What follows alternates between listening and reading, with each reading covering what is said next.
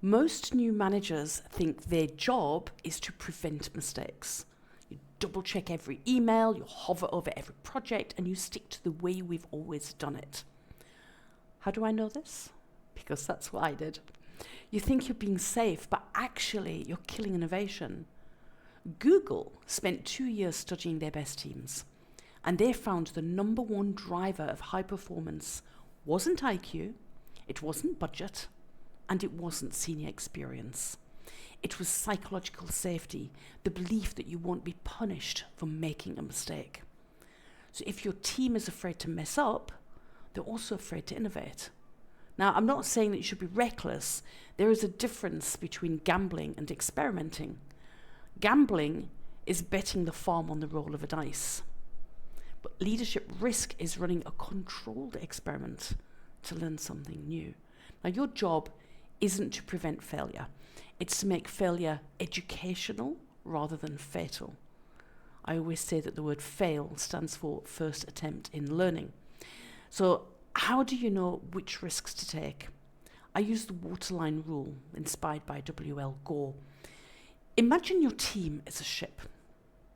Are the risks above or below the waterline?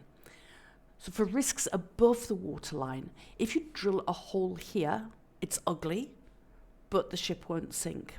So an example of this is trying a new meeting format, testing a new email subject line, letting a junior lead a low-stakes presentation. Your job for these is to encourage it. If it fails, you just patch the hole and you sail on. For risks below the waterline, if you drill a hole here, the ship sinks. So examples of this would be changing the core pricing model without approval, ignoring legal compliance, being rude to a key client. Now your job is to guard these with your life. Now to drive innovation, you need to push people to operate above the waterline and to take risks here. So when a team member has a wild idea, don't ask, will this work? Nobody knows.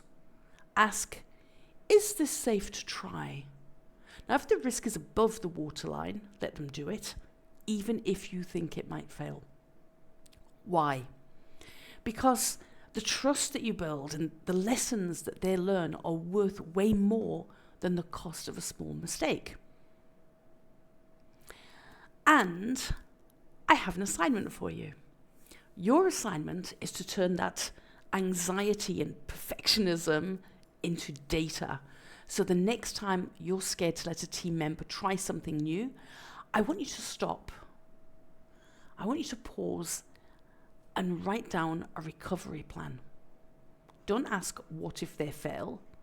Ask, if they fail, what exactly will I do to fix it? Will you have to fire someone?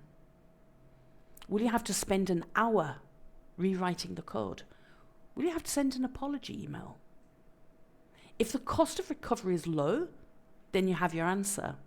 Let them do it. You mitigate the risk by knowing exactly how you will handle any failure. And once you have a plan for the worst case scenario, you don't need to be afraid of it.